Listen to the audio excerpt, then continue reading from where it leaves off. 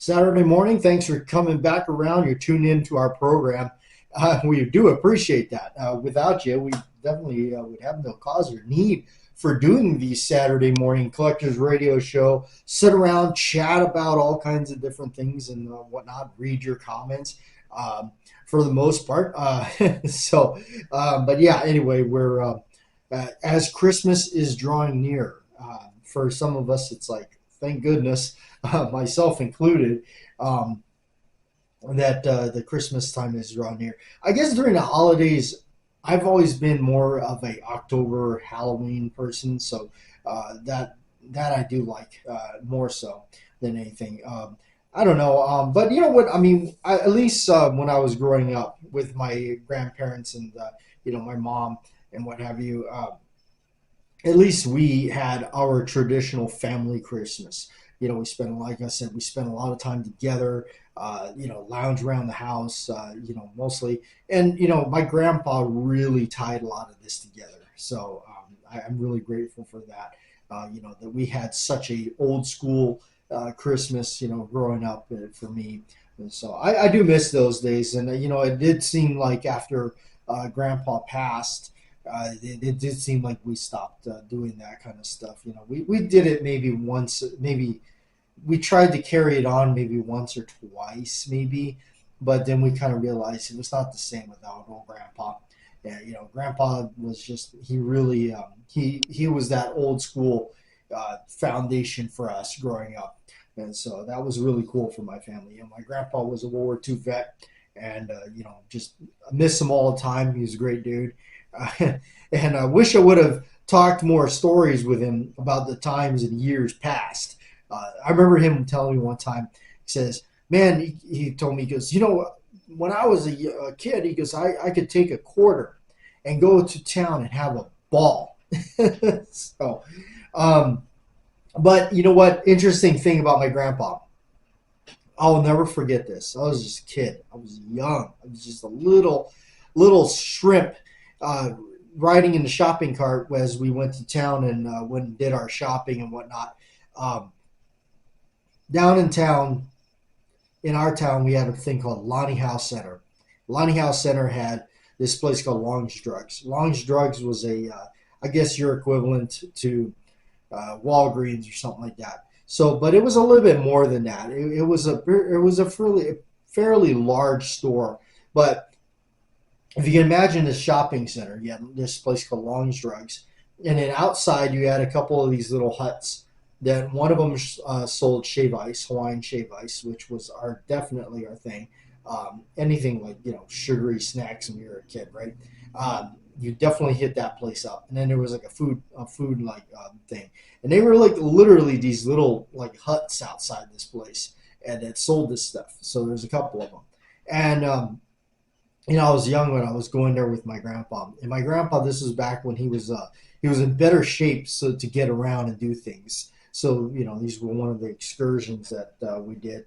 And of course, I knew Long's Drugs had a toy aisle. Yeah. And I was like, yeah, this is a good time to get something, a toy or something, and make Grandpa get me a toy. So anyway, we were down there together as my grandpa and myself, and I'll never forget this. We stood in that line in one of those little huts, and we bought what they call on the island a little bento box, whatever it had, chicken and rice and usually something else, yeah, wrapped in a rubber band and a plastic tray. So he bought this and he got it and he walked over and he just in passing, if I recall right, it was like a passing of we were passing, and he handed it to a less fortunate person that obviously was just probably living sadly in the shrubs or something next to this place, and he hands it to him, and the guy said thank you and took it and whatever, and walked away with it. It was kind of like a passing thing, but I don't know why that always just stuck in my head that my grandpa did this. That he went in this line, bought this food, and gave it to this guy that was obviously less fortunate. He didn't have very much. So, I always remember that my grandpa doing that. He didn't give him money, but he gave him food. He gave him something to eat fresh right there off that stand. And I guess you could say, that a lot of people do that or whatnot. But that was I don't know why, but and I was super young, but I always remembered that. Even as young as I was back then, I do recall that. I never forgot that my grandfather did that, and it always stuck with me. So, and I guess in some ways I've done it too. I remember there was it was, I don't think it was the same store, but because the island is fairly small, the town's fairly small. You only have a few stores. But I do recall taking somebody into a store and buying him a bag of beef jerky. I said, "What do you want?" And he chose beef jerky, so I bought him beef jerky. I do recall doing that. I don't know, maybe it just, always kind of, maybe that thought taught me something for my grandfather, doing that at a young age. Of course, times are different then, definitely different. This was the late '80s and '90s and stuff, so things were different for sure. All right, so we're going to go ahead and read your comments. And this one here is first one up. Jerry Johnson says, "Have an awesome holidays." We'll try. I'm looking forward to, like, basically, I spend a lot of my Christmas time with my friend, and we just watch movies and cook and stuff like that. And her and I that's what we do. So it's always, relaxing and just nothing, crazy, and just kind of lounge around and be lazy, for a change. After trying to, for me, definitely trying to make it through a wicked work, scheduling. So, which is very, very just, I guess that's what mostly puts me off too, is that. So, all right. But yeah, I'm looking forward to doing that. Absolutely nothing. So this one here is from Slimfire. Morning, JW, and hope you're having a good weekend. We're working, but right now we're working because of this, the whole, that's the part of the, again, like with Christmas, the whole greed thing and the monetary things, and, business owners and stuff. All they see is money, money, money, money. That's just grab, grab, grab. And I think it's rather sad. But you know what? I mean, that's their call. That's they'll have to answer to those things at some point in their life.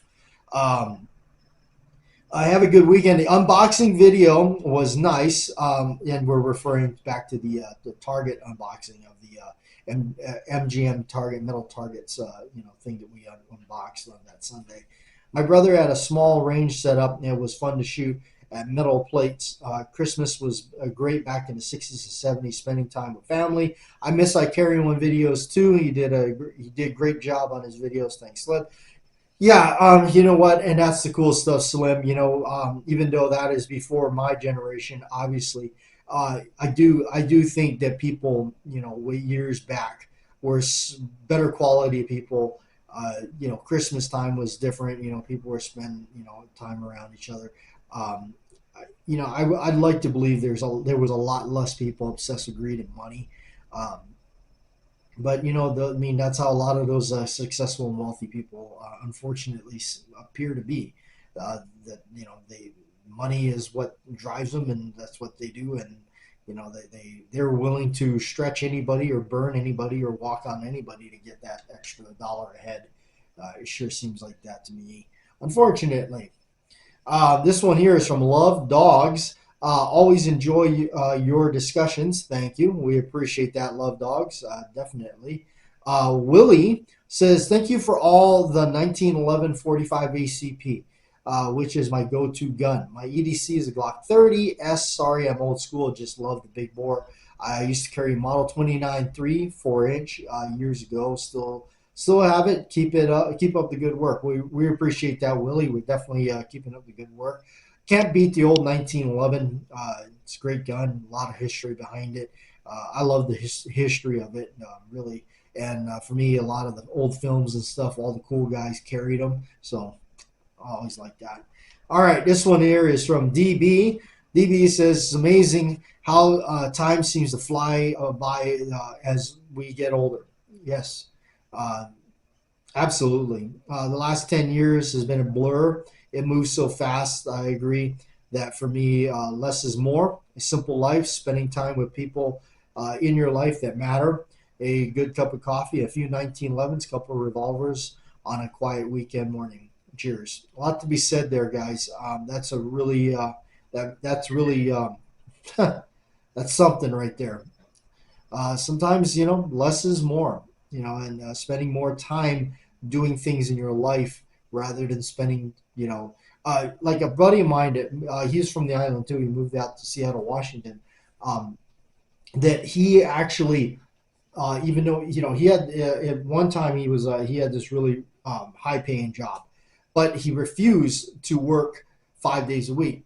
I know that some people say, what, that's crazy, but he, he approached life and this, and still does to this day. Um, he didn't want to spend his entire life working. He liked to spend his time doing what he wanted to do. So his job provided him, and he worked with enough money to so he could take care of everything, bills wise, put food in his in his mouth, as he loves food. Sorry, buddy, you know what I mean, but he loves food. But that was it. He didn't want to go that extra. He would rather live without that extra, few $100, whatever it would have been. He would have rather lived without that and went without getting that new thing or getting that something he would have liked or something like that, and just forgoed it. Nothing. He would have just that was him. He spent more of it. He believed more in spending more of his time off, and he'd rather be, just cut the budget a little bit and just like deal with it, and he live his life. That was definitely his mentality. He's still a very close friend of mine. You could say he's my bigger brother in a sense. So we definitely have had a lot of history together. Known each other for like 20 years or something. It's crazy. All right, this one here is from Crazy Scotsman. Good morning. Sorry I missed the last show. Yes, you did miss the last show, Crazy Scotsman.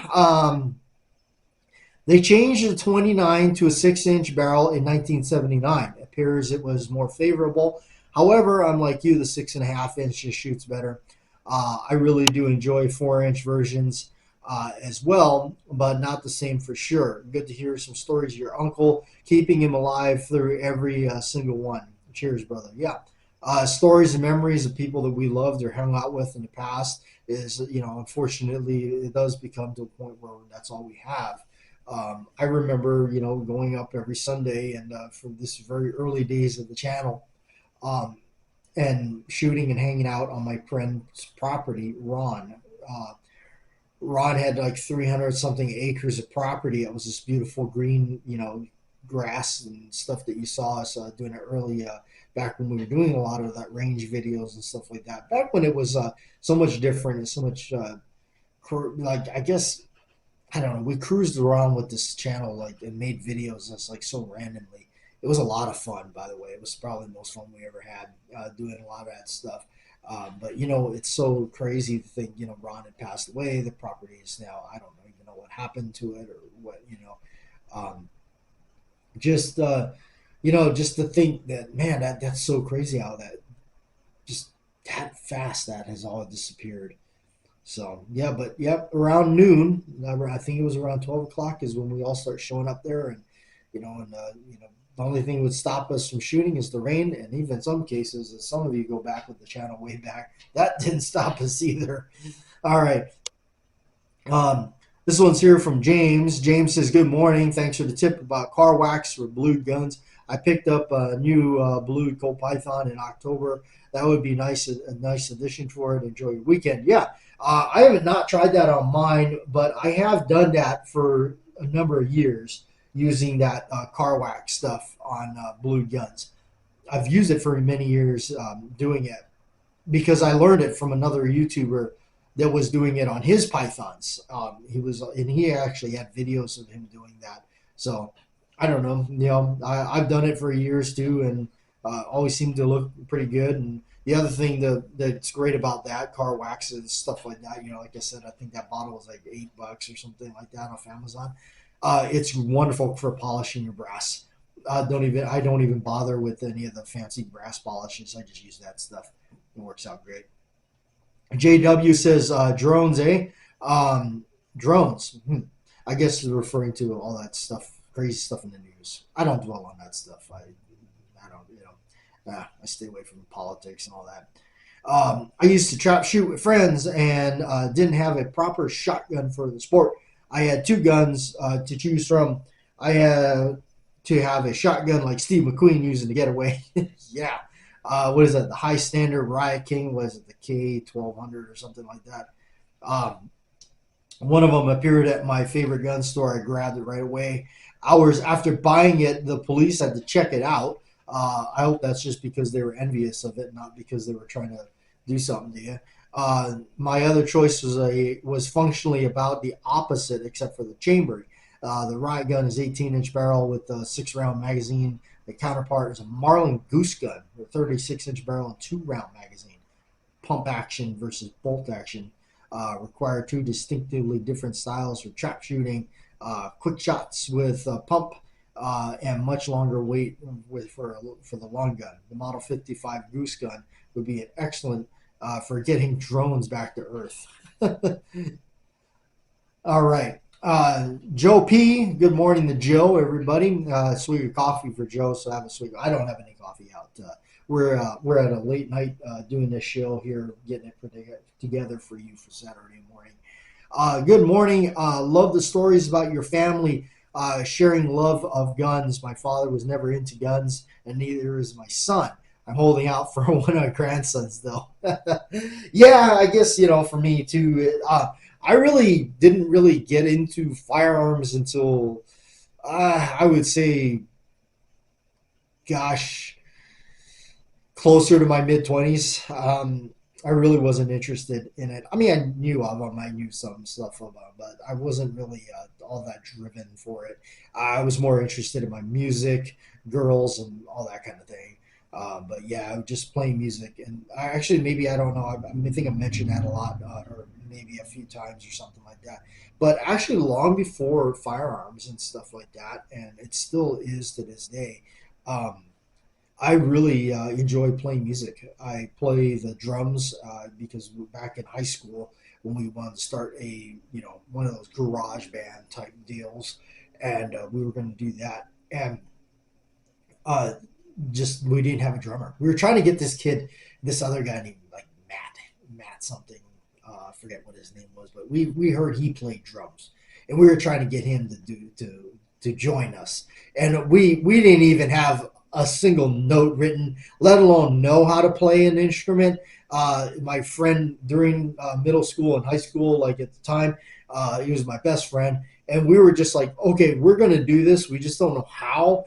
We're gonna play this rock and roll thing, and we're gonna try to do it. He ended up buying a guitar, and I guess you could say we attempted to make some music, trying to record things with an old cassette recorder and stuff like that. It was a disaster. Never forget going through and basically asking my parents, like, hey, can I get a drum set? And yeah, I ended up getting a drum set. We ended up enclosing a section of the garage so that I could play this thing, and tried to plaster up egg crates and foam and all kinds of stuff all over the inside of this little makeshift, room that I made as a drum room, and trying to do this, and it didn't soundproof anything. I'll tell you, anytime you're trying to soundproof a drums like that, it's just not going to work out. And eventually I ended up going to acoustic drum, or not acoustic, electric drums. Electric drums are a lot easier to manage, and they've come a long way. If you spend a little bit of coinage, you can get a pretty decent one, and Roland makes a really good one. Roland drums is definitely one of the top ones. Although, like right now, I'm actually rocking an Alesis, which is a cheaper one, but it actually holds up pretty good. It for not bad for the $300 to $400 price point, but I definitely would like to spend a little bit more. Well, I guess a lot more. A couple grand or something like that, and get a fairly decent one. I think that's kind of what I want to focus on. I just want to kind of maybe get something better than that. That would be a lot of fun than what I got. Although I liked the Alesis one I got, but I definitely would like to, get something like that. It's always been something that I really enjoyed doing. And still really enjoy it, and always been driven by it. Love playing different types of songs, and it's really nice to plug your headphones in and just take off into it. It's almost like a Zen type thing to endure and do. So, all right, and this one's from Warren. Hope you're well. Speaking of Model 29s, who remembers that Chuck Norris used a nickel-plated one in Lone Wolf and McQuade? He did. Chuck Norris did use a nickel-plated Model 29 in Lone Wolf and McQuade. And also, it's kind of interesting because it was in mid-70s or so. Taxi Driver, they used the Model 29 in that, the 8 3/8s. That one really, it's almost like that. That movie was like, that kind of drew a liking for the 8 3/8s, at least for me. It definitely made me want to get one, just because of that movie. There was something about it, and they almost used that. That gun almost became very iconic in itself again in that movie, just for the Travis Bickle character. I was really interesting the way they moved, used it in that movie, because that's another one of those Model 29 movies that kind of is in there. Also, The Exterminator with Robert Ginty, and 48 Hours with Nick Nolte.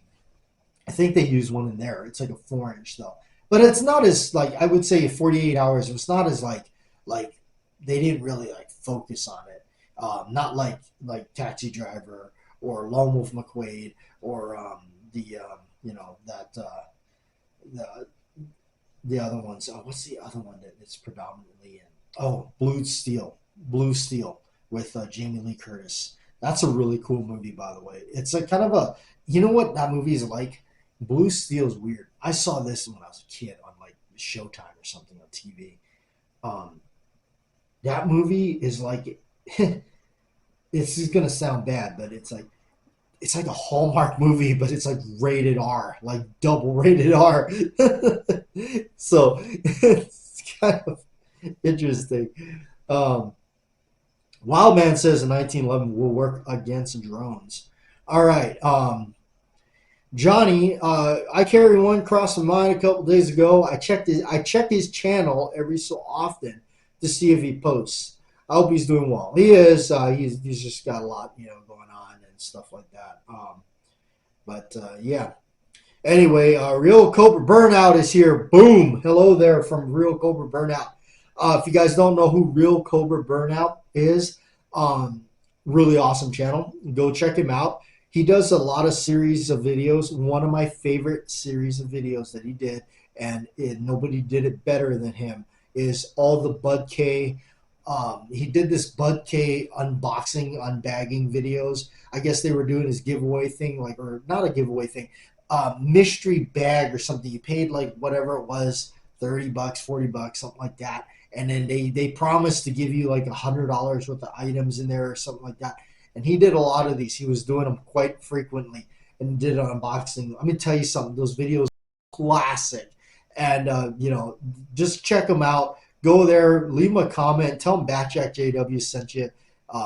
Real Cobra Burnout, really cool. Another really awesome channel out there that really deserves more attention than they're getting. Sean Lee says, morning, y'all. How's the wax compared to Renaissance wax? Somebody did reply to you. Johnny says Renaissance wax is better, more safe too. I've heard a certain wax is hurting the finish. That's definitely probably a possibility that some of the waxes could hurt the finish. Like I said, I used that McGruer's car wax. I've used it for years, never had an issue. Then again, I don't know. I never really noticed any kind of weird thing, but I could imagine that some stuff it could hurt. The Renaissance wax is probably a better, safer bet because it is actually designed for doing stuff like that. You can read up on the little can or the article that it comes in. It's more expensive for sure for what you're getting, but really, Renaissance wax, I definitely always keep it in my inventory. So, but anyway, there's the comments. everybody. So we do appreciate that. Always appreciate the comments. Being it is the holiday season and everything, I actually brought out a couple of movies.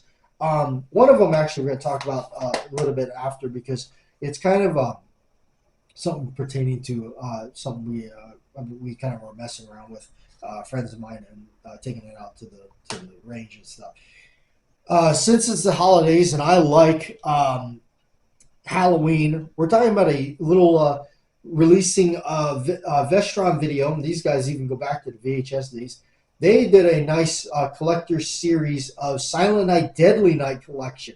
If you're not familiar with Silent Night, Deadly Night, Silent Night, Deadly Night was an original type of, it came out in the 80s, like a horror Christmas movie. I always remember VHS tape because it showed the chimney. A Santa Claus was like climbing down it or climbing up it. He had a fireman's axe in his hand. You could see his little Santa Claus suit, and all that. Always remember that. It was such a funny, movie or cover, it just always looked great. It says something like "Better Watch Out" or something. So, but if you can imagine this, they made 5 of these movies. I can't believe they actually did that, but it's not even that great of a movie. It's kind of a weird.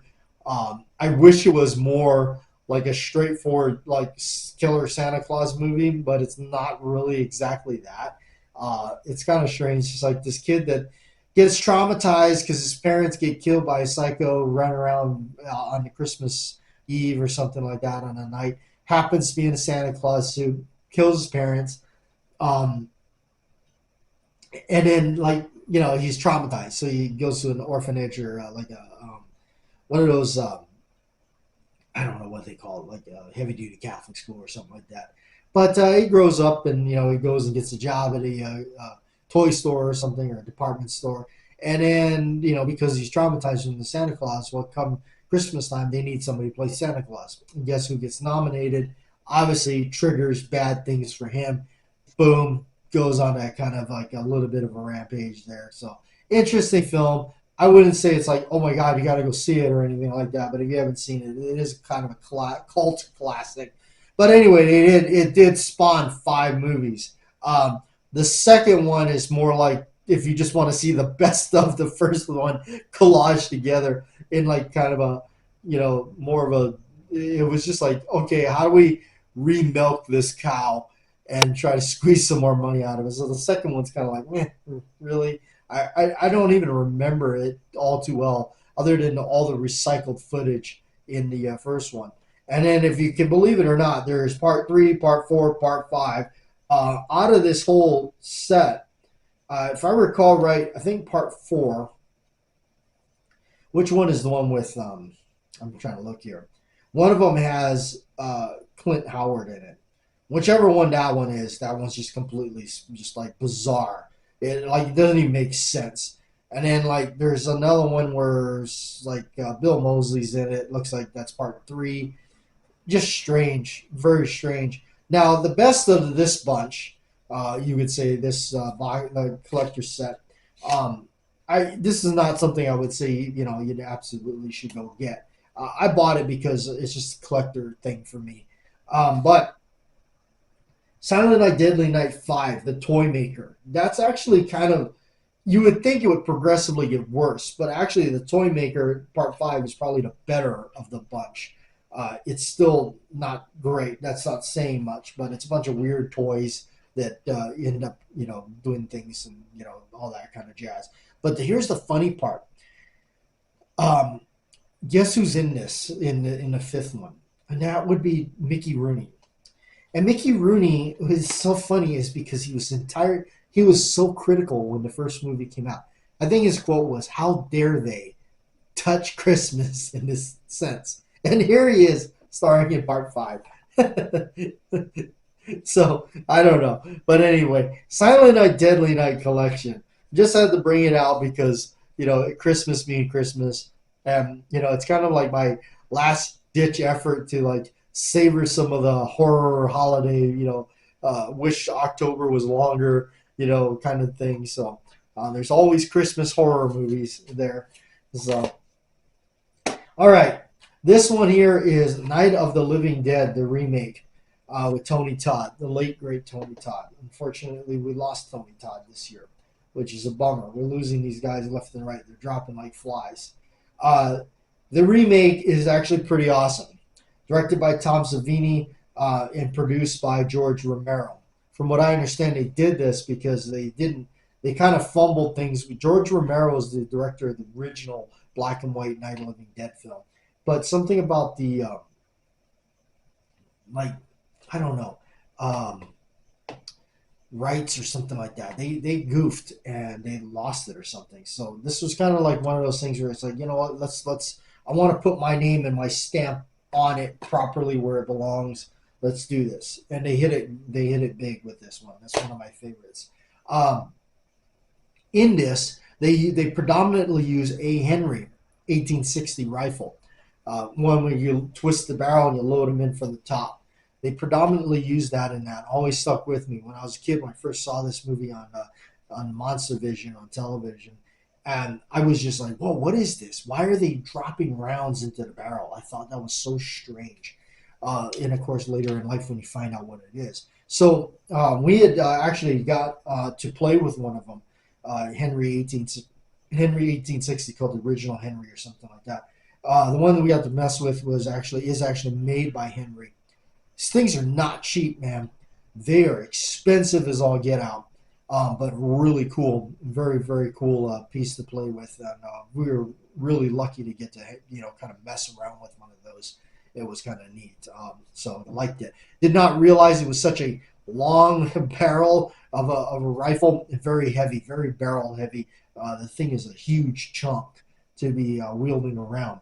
And when you see that, and you see him in the movie, wielding it around, and you're like, oh my God, this thing seems like a toy. Well, here's what thing you forget. Tony Todd is like 6'5".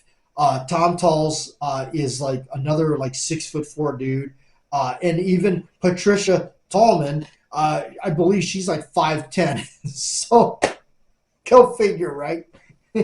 Anyway, we're going to get out of here because I don't want to keep you too long. So we'll actually continue some of this on the following week. And also, if you are still here, stay tuned for Christmas. I got a special video that's going to be aired on Christmas Day, very early in the morning. So please go ahead and check that out. I don't want to spoil anything for you. It's going to be a lot of fun, and I think a lot of you are going to like it. And I have a special guest with me.